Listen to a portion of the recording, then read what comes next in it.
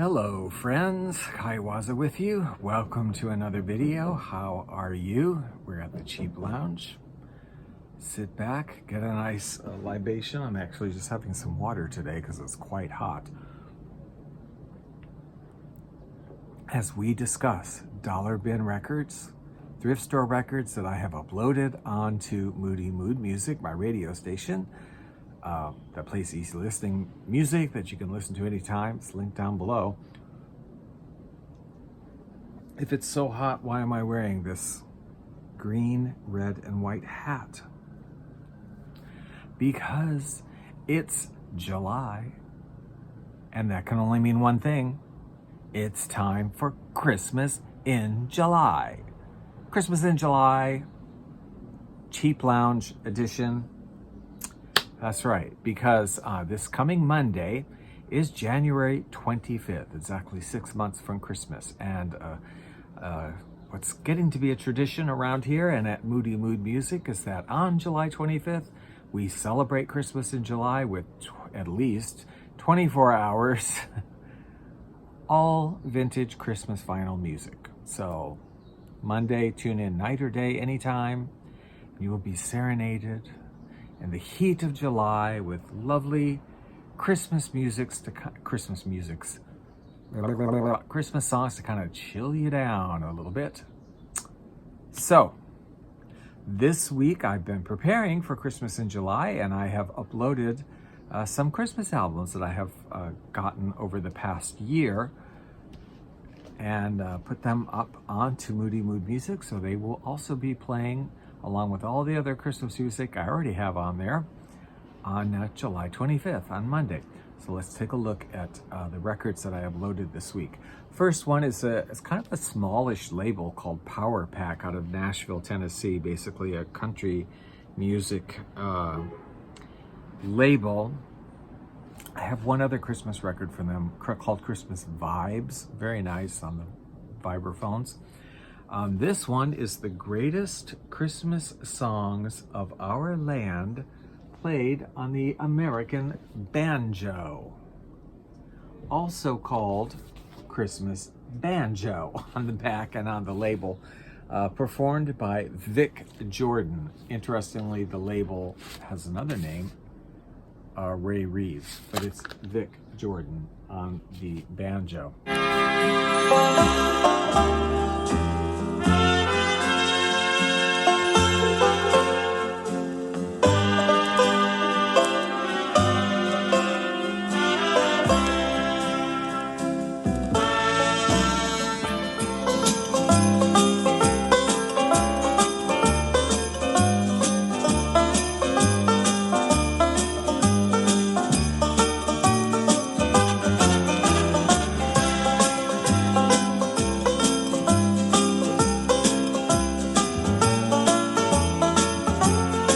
I was very curious about this album when I got it, of course, just to hear, Christmas music on the banjo, and I thought, I probably won't like it. I'm not the greatest country music fan, but as it turns out, I found it quite palatable, actually. A very lovely album with some interesting arrangements, some nice banjo playing. Vic Jordan was considered one of the greatest banjo players in the country in the 1960s and 1970s when he was performing and recording. And this is a lovely addition to our holiday music. Now, next up, this record, I picked this up purely for the jacket, because I thought the jacket art, I loved it. Because I assumed I had all of the songs on this album already, probably on other records. So there was nothing that the actual music was going to be new on. And that is called Living Voices Sing Christmas Music. And it's a foil cover. How much do we love our shiny foil covers? We love them. And I love this cover so much. That's why I got it.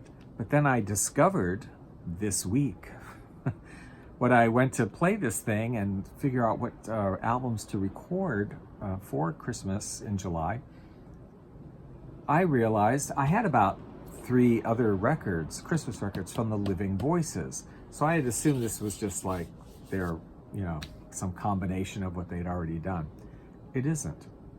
It's a completely different recording. So actually, Living Voices did, I think, 3 or 4 Christmas albums that are all completely 100% different from one another. Kind of interesting, because they were kind of a budget group or what have you. When RCA started doing Living Stereo, Ethel Gabriel, the producer, started a whole bunch of living groups. So, and this was in 1959. So she started like Living Strings, Living Trio, there's Living Percussion, there's Living Jazz, there's, what else is there? Living Marimbas, Living Brass, and Living Voices.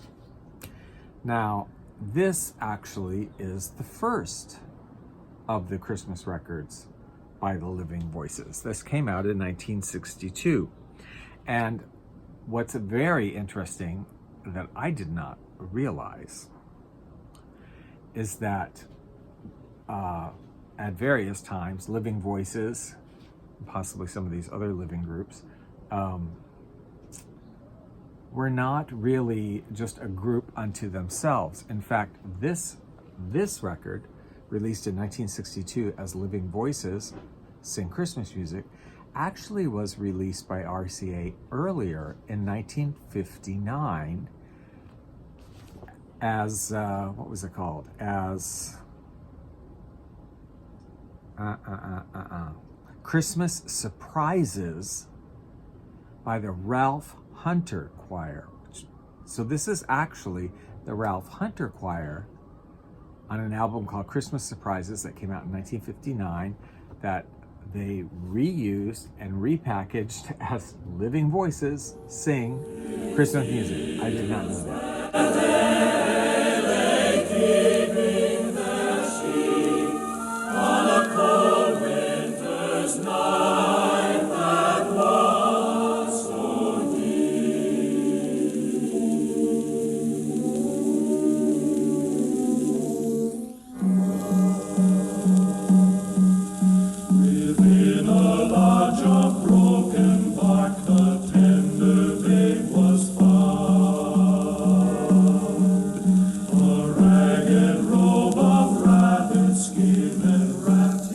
Interesting stuff. Nice album. I love it. You know, most of it just sort of the traditional Christmas songs, whatever. But typical of the living groups, they always seem to like do a few things that are interesting or original to the label. Here, they do a couple of songs. The Indian Christmas Carol, which is a Native American Indian song that actually goes back to the 1600s. Very lovely, sort of like an alternative Little Drummer Boy, almost, it sounds like. And a Latin lullaby, Latin American lullaby, Christmas lullaby on here that is very beautiful, very lovely song. So I was really happy to pick up this record and very happy to add it into our Moody Mood Music Christmas playlist. Yeah, 1962. This came out. Now, next up we have the, he was quite, I guess he's still around. I don't know if he's really performing, but quite a popular pianist in the 1970s and 80s. I mean, I remember him being very popular. I remember whenever his ads for some of his records would come on television, my mother would always comment on how she thought he was so good looking, which is actually part of how he got his fame to begin with. And that is Richard Clayderman. This is a 1985 album called Romantic Christmas. Interestingly, he was actually sort of hand-picked by a composer, French composer. He is French, Richard Clayderman. Richard Clayderman was chosen by Oliver Toussaint in 1976, who had written a song that he decided he wanted to, you know, have a pianist perform and record and see where it would go, called Ballad for Adeline. They selected, many pianist editions, they selected Richard Clayderman to record it because, and he said himself, because, Toussaint said himself, because he was, you know, very good romantic piano player, and he looked good too. So that's why they chose him. And he recorded Ballad for Adelaine, which became a huge international hit and covered by all sorts of orchestras. It's a very big, easy listening hit. Richard Clayderman went on to long career, a couple of decades anyway, of like recording a lot of recordings in Europe and in the United States. Mostly doing sort of romantic ballads and adaptations, pop adaptations of classical themes and whatnot. And I do remember him and remember seeing ads on television for his records. This particular record, I think, from what I could tell, he really only did one Christmas recording, or about 20 songs, so maybe it was two, I don't know. There seemed to be about 20 Christmas songs of his. There are many Christmas albums by him, but there are like reissues and compilations of putting those 20 different recordings together, 5 of 10 of one and 10 of the other, or 5 of one and 6 of the other, something like that. This one is somewhat abridged. It's like 10 songs. And it came out in 1985, but like, I'm sure if you find any of his Christmas albums or CDs, it's going to have all these songs on it, plus some other ones, plus or minus. The reason I'm including it here, I was just expecting it to be, whatever, standard piano fluff, romantic, whatever. But I really enjoyed the arrangements. They were different, somewhat unusual. And I just found this like a really refreshing. I knew all the songs on it. I think Christmas Concerto is his composition. That's the only non-standard Christmas tune on here. But I really, I really enjoyed this album.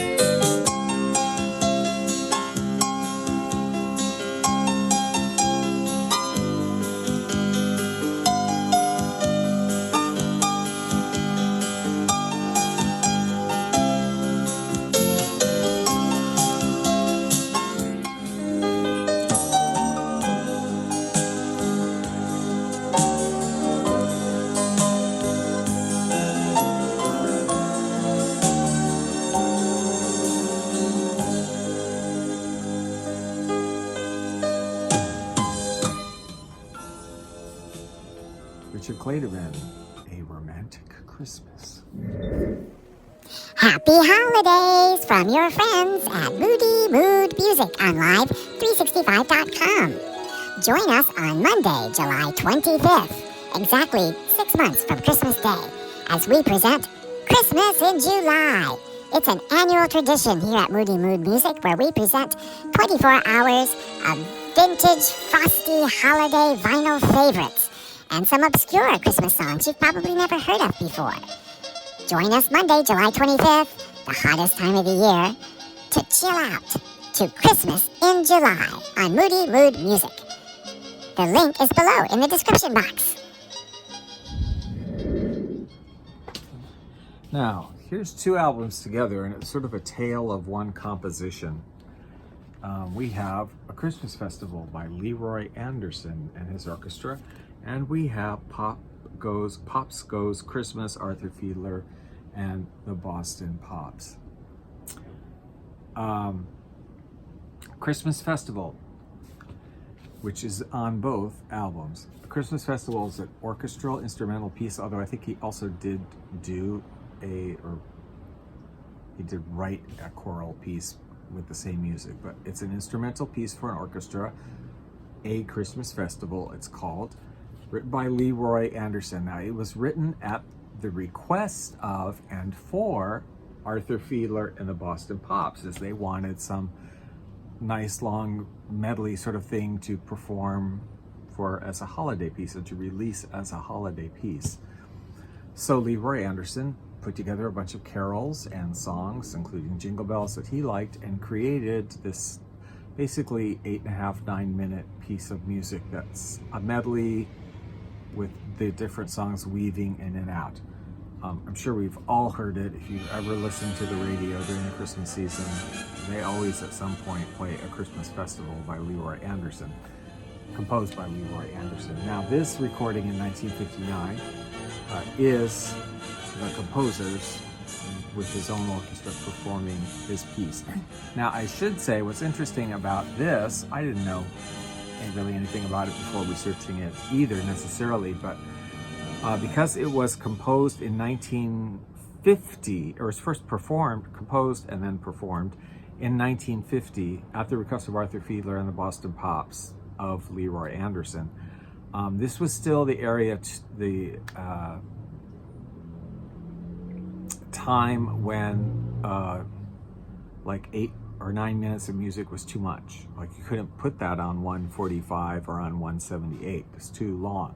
So he composed it to be recorded on two sides of a record. So there is a natural breaking point halfway through the composition where you would be able to turn the record over and it wouldn't sound really disruptive or like you stopped right in the middle of something.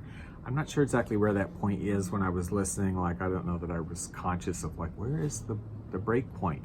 Because, of course, these were both recorded in the era of the long play album. So you could play the whole 9-minute piece together. So that's what they did on both of these.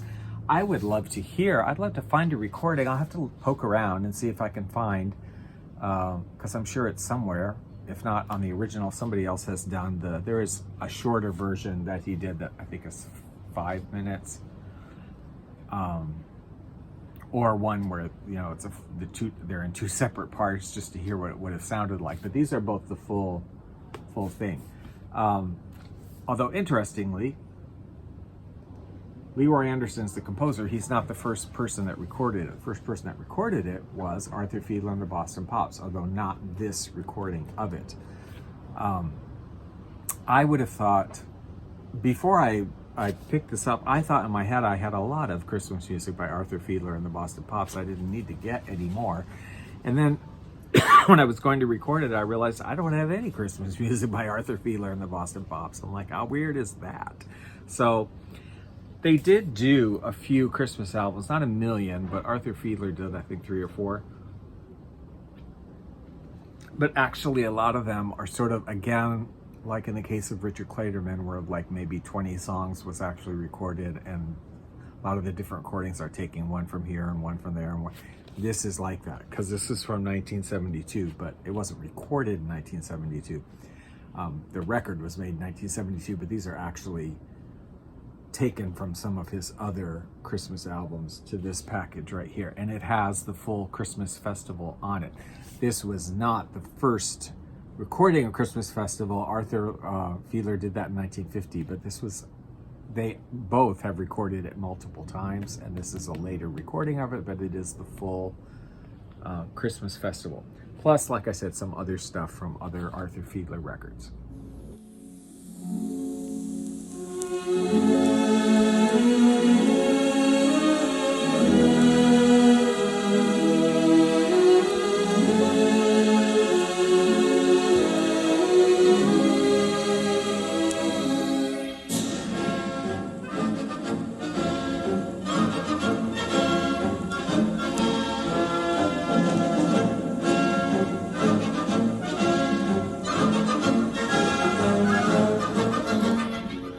This one, again, he did record it earlier, but this is not the original recording. This is from 1959, a bit of a later recording of the full Christmas Festival by the composer, Leroy Anderson.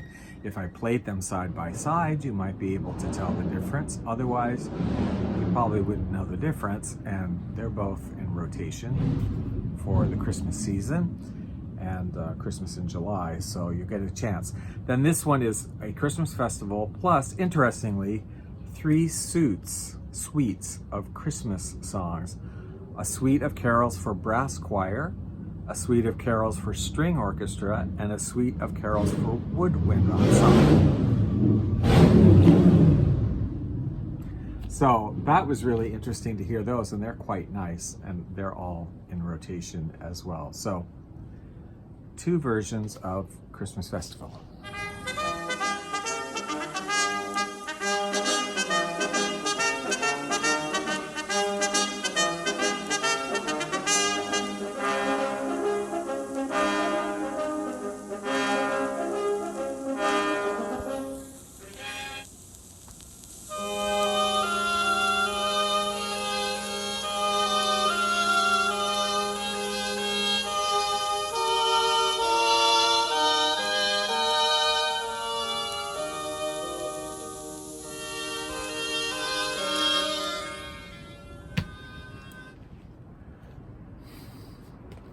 So, Christmas, sing along with Mitch Miller and the gang, right?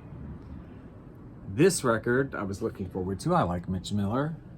Wow, disappointed in this record. Major. It doesn't sound like Mitch Miller and his gang at all. If you know Mitch Miller, they're usually kind of peppy, male predominant choir, usually some clapping, little harmonica, a little happy sing along. This does not sound like Mitch Miller at all. Now, I understand, and I've seen that he did do another Christmas album that's mostly secular, Santa Claus kind of songs.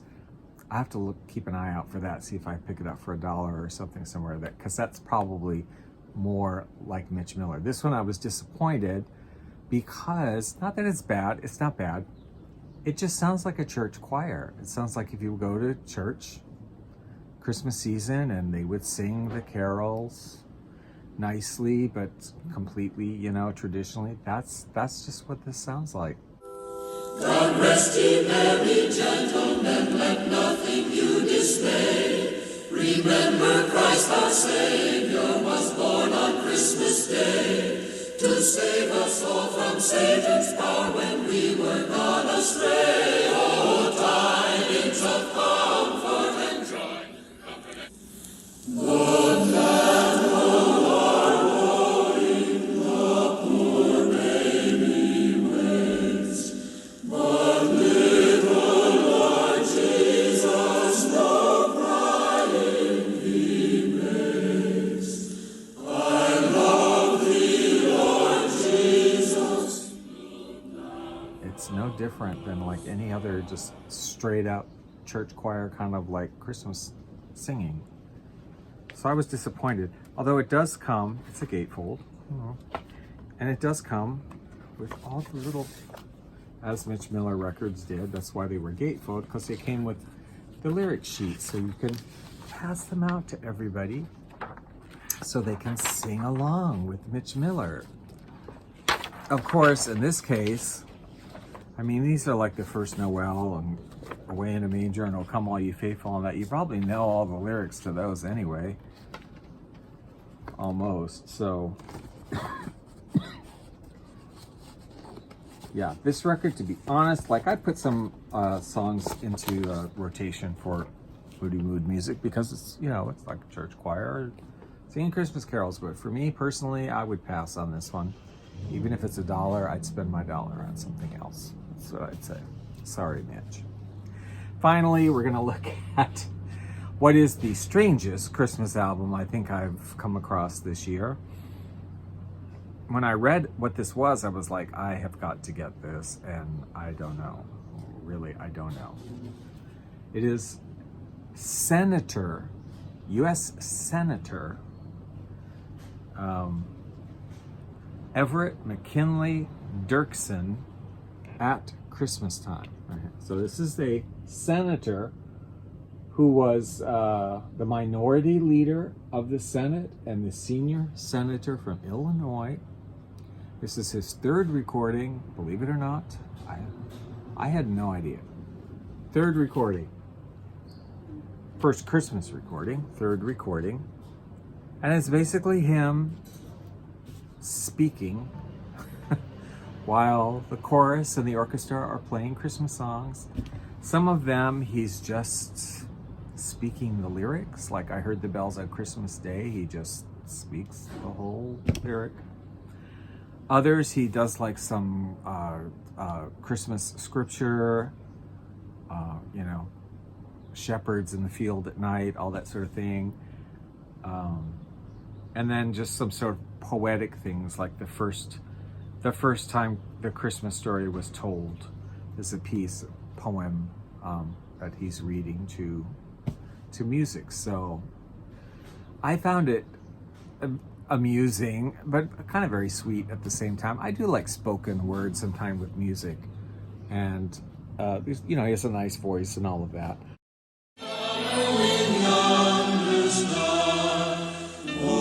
With them, they brought precious gifts. They brought gold, for even in those days it was precious and valuable. They brought myrrh, which is a kind of perfumed oil. There was no Christmas tree on the first Christmas night. No silvery tinsel shining bright. There were no holly wreaths. With the music, No I just ribbons, find it no- really strange. This was on Capitol Records, okay, dude. This was not like on some weird private label or, you know, luxury pressing or whatever. This was like Capitol Records thought there was a market for this. And there must have been, because he had 2 albums before, but I cannot imagine. Can you imagine? Like this day and age, like if there was a, you know, who, you know, your Senate leader of the House or minority leader or whatever cutting records about the Christmas season and doing readings, and everybody like, oh yes, we must go and buy it. We have to hear it. Like, I don't know, but I enjoyed it, but I do think it's the weirdest Christmas record of the season for me. Well, that's it. I hope you enjoyed that. If you did, please subscribe. Hit the notification bell if you want to be notified of my new videos as I upload them. Don't forget to listen to Moody Mood Music, which is going to be linked below. You can listen to that anytime, 24 hours a day, 7 days a week. And especially don't forget that this coming Monday, the 26th of July, we continue our annual tradition of Christmas in July. We will have at least, at a minimum, 24 hours of solid vintage Christmas favorites and some Christmas obscurities that you've probably never heard before. So I hope you tune in and you enjoy that. Leave any comments below on any of these records or artists. I always enjoy continuing the conversation. So thank you for watching, you guys, and have a happy Christmas in July. I'll see you in the next video.